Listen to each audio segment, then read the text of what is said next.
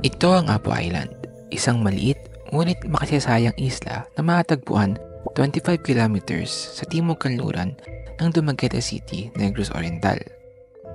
Nabuhay ito mula sa pagsabog ng mga bulkan sa ilalim ng dagat na lumikha ng kakaibang tanawin at likas na yaman. Noong 1982, idineklara itong Marine Sanctuary, ang kauna-unahan sa Pilipinas.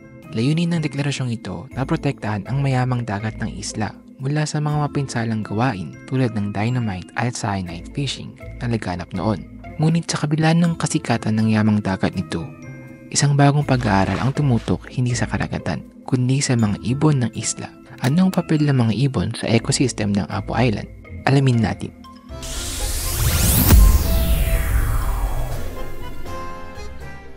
Ang research na ito ay pinangunahan ni Edmar R. Ditesio at Jean Henry M. Oracion.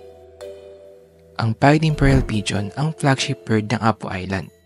Bukod sa napakaganda nitong puting balahibo, malaki rin ang papel nito sa pagkalat ng binhi at tumutulong sa pagpapanatili ng biodiversity ng isla. Madalas silang makita sa mga bukas na sanga ng puno malapit sa mga dalampasigan. Upang mapag-aralan ng mga ibon ng Apo Island, nagtulungan ng mga researchers at local community sa isang proyekto ng biodiversity monitoring. Sa loob ng 2 taon, natukoy nila ang 27 uri ng ibon. 9 dito ay endemic sa Pilipinas, 16 ang residente at 2 ang migratory species. Ang bilang ng mga ibon sa isla ay nagbabago depende sa panahon. Sa tag-ulan, mas maraming pagkain tulad ng prutas at insekto ang nagiging available, kaya mas maraming ibon ang dumarating. Nadiskubre rin ng pag-aaral ang iba't ibang papel na ginagampanan ng mga ibon sa ecosystem ng Apo Island. Mula sa insectivores na kumukontrol sa peste hanggang sa frugivores na nagkakalat ng binhi. Bawat ibon ay may mahalagang contribution sa balanse ng kalikasan dito. Meron ding omnivores, granivores, herbivores na nagdaragdag sa functional diversity ng isla. Ang proyektong ito ay hindi lang tungkol sa pag-aaral ng mga ibon. Pinapakita rin ito ang halaga ng partisipasyon ng komunidad. Natutunan ng mga lokal ang bird identification, data collection at pagsusuri ng impormasyon.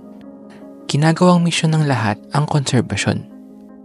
Isa sa mga plano ng komunidad ay ang pagkatanim ng mga native na punong namumunga upang magbigay ng mas maraming pagkain para sa mga ibon at magpapalago pa sa biodiversity ng isla. Magamat karamihan sa mga ibon sa Apo Island ay may least concern status, ibig sabihin hindi sila kasalukuyang nanganganib maubos, natukoy rin ang near-threatened streak shearwater. Ang migratory seabird na ito ay nagpapaalala ng koneksyon ng isla sa pandaigdigang biodiversity at ang pangangailangan ng proteksyon sa kanilang mga tirahan. Ang Apo Island ay nagpapaalala sa atin na kahit ang maliit na lugar may malaking kwento sa ekolohiya. Ang mga ibon dito ay nagpapakita ng kalagahan ng proteksyon hindi lang para sa kalikasan, kundi para rin sa mga komunidad na nag-aalaga nito.